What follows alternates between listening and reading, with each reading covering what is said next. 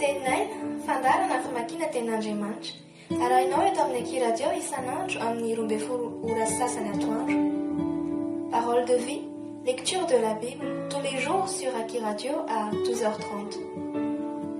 Wort des Lebens, jeden Tag eine biblische Lektüre um 12:30 Uhr im Aki Radio.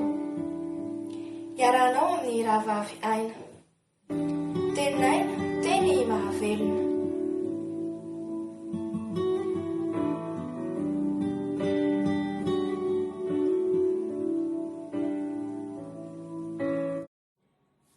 Filazantsara nosoratan'i Matteo, toko 9.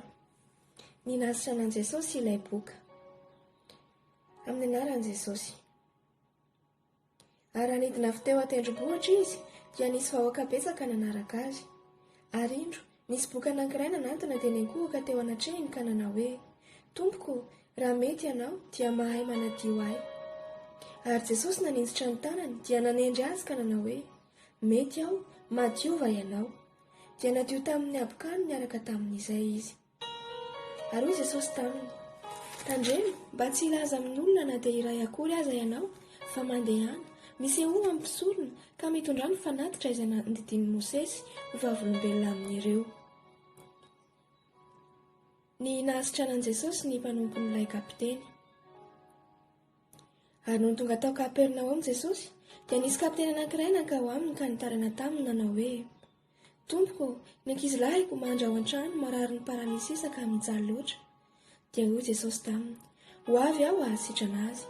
Fa namaly ilay kapiteny ka nanao hoe, Tompoko, tsy mendrika hidiranao amin'ny tafotranoko aho, fa mitenena ihany dia ho sitrana ny ankizilahiko.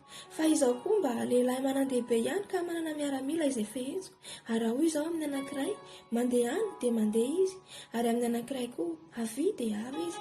Ary amin'ny andevilahiko, ataovy izao dia manao izy.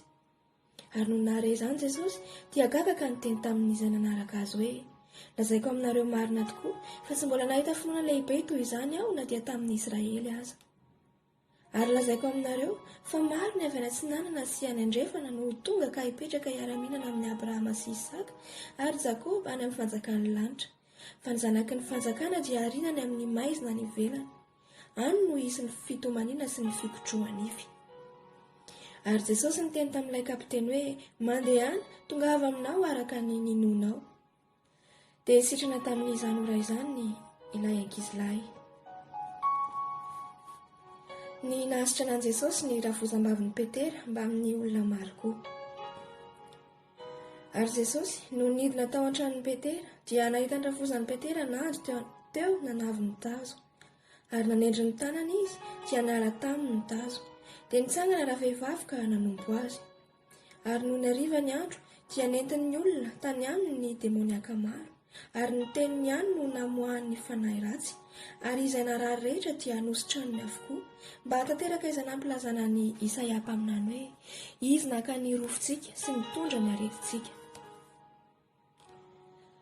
Ny teny nataon'i Jesosy tamin'ny lehilahy roa izay nikasa naraka azy. Ary Jesosy, no nahita ny vahoaka betsaka manodidina azy, dia nanome teny hiala ho eny ampita. Ary nanantona ny mpanoratan-dalàna anankiray ka nanao taminy hoe, mpampianatra, anaraka anao aho na aiza ho alehanao. Fa hoy Jesosy taminy, ny amboaolo manandavaka ary ny voromanidina manana felofana, fa ny zanak'olona tsy mba manana aiza hipetrahany lohany. Ary nisy hafa koa tamin'ny mpianatra ny teny taminy hoe, Tompoko, aoka ho aloha andehandevina ny raiko. Fa hoy Jesosy taminy, manara ahy ary aoka ny maty andevina ny maty ao aminy. Ny nampitsaran'i Jesosy ny tafio-drivotra. Ary noho ny ondrana tsampy kely izy, dia nanaraka azy ny mpianany. Ary indro nisy tafio-drivotra mafy tonga tamin'ny ranomasina, ka dia efa nila ho voasavitra ny alon-drano ny sampy kely, fa izy natory. Ary nanantona izy ireo, dia namoha azy ka nanao hoe, Tompoko, vonjeo fa maty izahay. Ary hoy izy taminy, nahoana no sarotahotra ianareo ry kely finoana? Dia nitsangana izy, ka niteneniny mafy ny rivotra sy ny ranomasina, dia tonga tony tsara ny andro. Ary talanjona ny olona ka nanao hoe, lehilahy manahoana re io, fa ny rivotra sy ny ranomasina aza dia manaiky azy. Ny namohan'i Jesosy ny dia maro tamin'izy roa lahy teo amin'ny tanin'ny Gadarena. Ary noho ny tonga teny ampita teo amin'ny tanin'ny Gadarena izy, dia nifanena tamin'ny demoniaka roa lahy, nivoaka avy teny amin'ny fasana sady masiaka loatra ka tsy nisy olona nahazo nandalo tamin'izany lalana izany. Ary indro niantso izy ka nanao hoe, moa mifaninona kory izahay sy ianao ry zanak'Andriamanitra? Tonga ety va ianao ampijaly anay alohan'ny fotoana? Ary nisy kisoa maro andiany iray izay nihinana teny lavidavitra azy teny. Ary ny demona iny fona tamin'i Jesosy ka nanao hoe, raha voakanao ary izahay, dia irao hankany anatin'ireo kisoa andiany ireo. Ary hoy izy taminy, mandehana, dia nivoaka ireo ka lasa nankany anatin'ny kisoa. Ary indray ny kisoa andiany rehetra nitratreva teny amin'ny antsana ho any amin'ny ranomasina ka dia maty tao anatin'ny rano.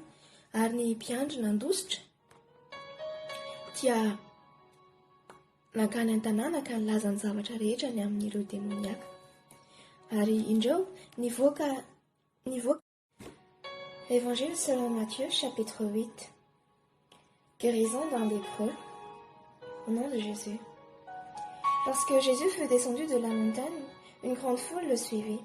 Et voici, un lépreux s'étant approché se prosterna devant lui et dit, « Seigneur, si tu le veux, tu peux me rendre pur. » Jésus étendit la main, le toucha et dit, « Je le veux, sois pur. » Aussitôt, il fut purifié de sa lèpre.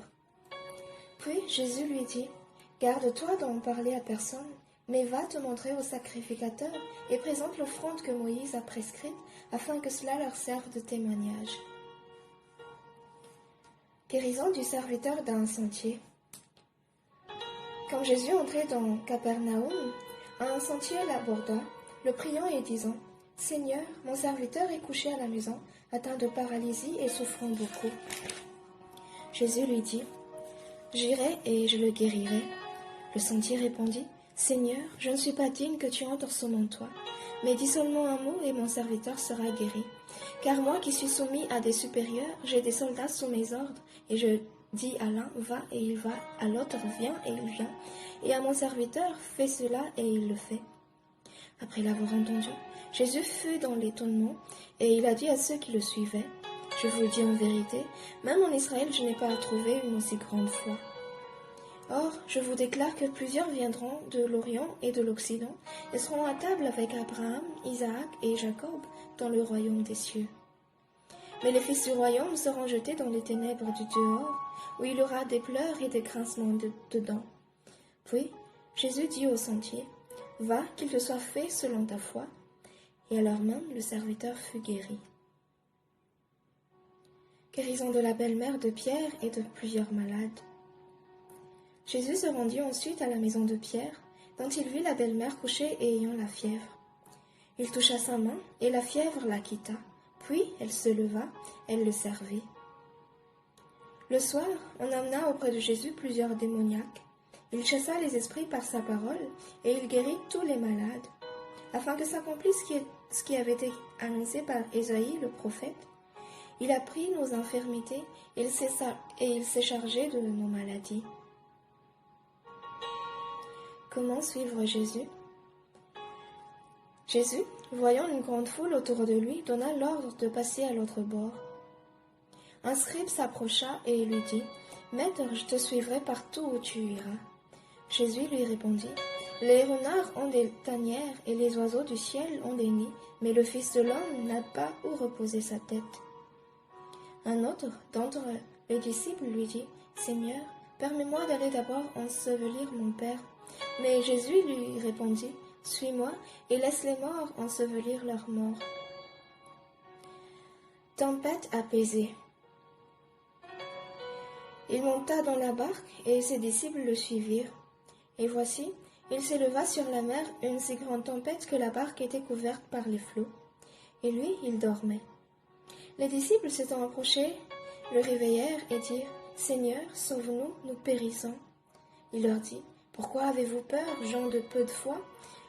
Alors il se leva, menaça les vents et la mer, et il y eut un grand silence, un grand calme.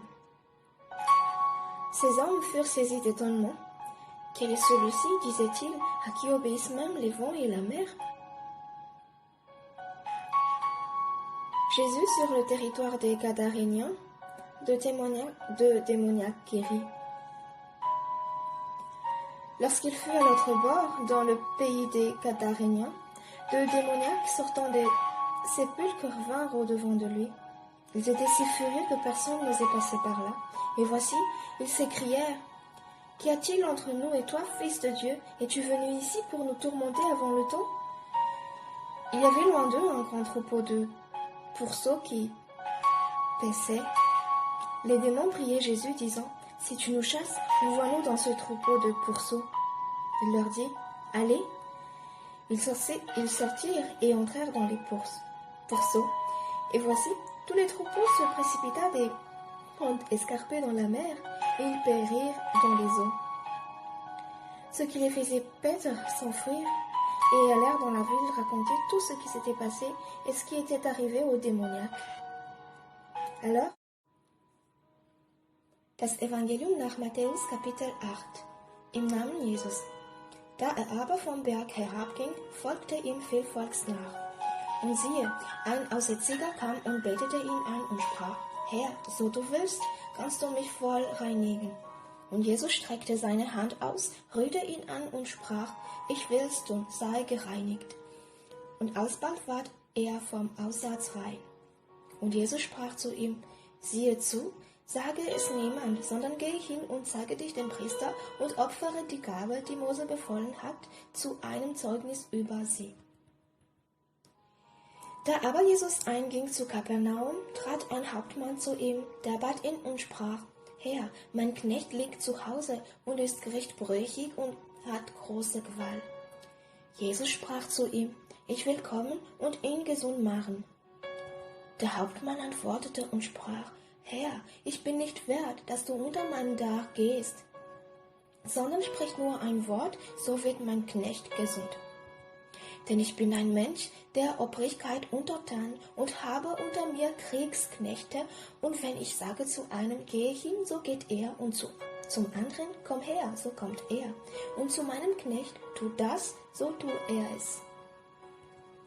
Da das Jesus hörte, verwunderte er sich und sprach zu denen, die ihm nachfolgten: Wahrlich, ich sage euch, solchen Glauben habe ich in Israel nicht gefunden. Aber ich sage euch, viele werden kommen vom Morgen und vom Abend und mit Abraham und Isaak und Jakob im Himmelreich sitzen. Aber die Kinder des Reiches werden ausgestoßen in die Finsternis hinaus. Da wird sein Heulen und Zähne klappen.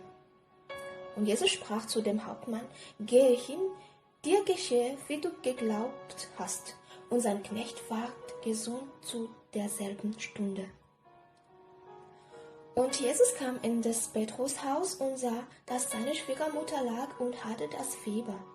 Da griff er ihre Hand an, und das Fieber verließ sie. Und sie stand auf und diente ihm. Am Abend aber brachten sie viele Besessene zu ihm, und er trieb die Geister aus mit Worten und machte allerlei Kranke gesund, auf das erfüllt würde, was gesagt ist durch den Propheten Jesaja, der da spricht: Er hat unsere Schwachheiten auf sich genommen und unsere Seuchen hat er getragen.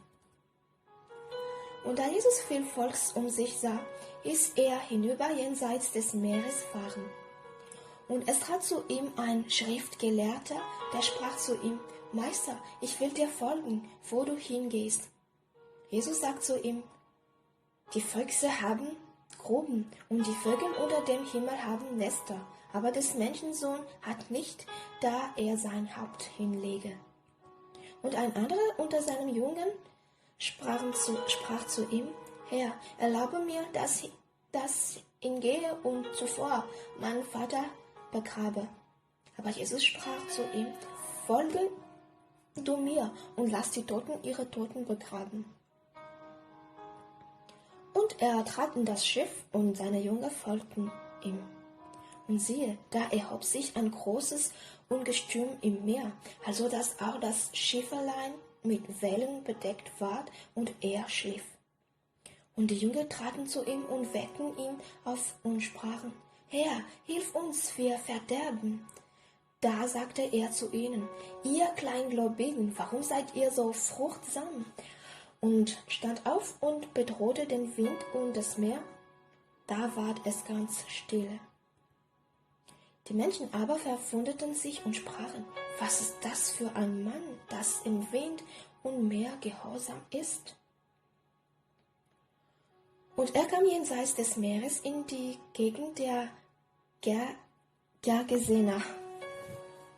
Da liefen ihm entgegen zwei Besessene, die kamen aus den Totengräben und waren sehr grimmig, also dass niemand diese Straße wandern konnte. Und siehe, sie schrien und sprachen, ach Jesu, du Sohn Gottes, was haben wir mit dir zu tun? Bist du hergekommen, uns zu quälen, ehe denn es Zeit ist? Es war aber ferne von ihnen ein großer Herde Säue auf der Weide. Da baten ihn die Teufel und sprachen, willst du uns austreiben, so erlaube uns, in die Herde Säue zu fahren. Und er sprach, fahret hin. Da fuhren sie aus und in die Herde Säue. Und siehe, die ganze Herde Säue stürzte sich von dem Abhang ins Meer und ersoffen im Wasser. Und die Hirten flohen und gingen hin in die Stadt und sagten das alles und wie es mit den Besassenen ergangen war. Und siehe, da ging die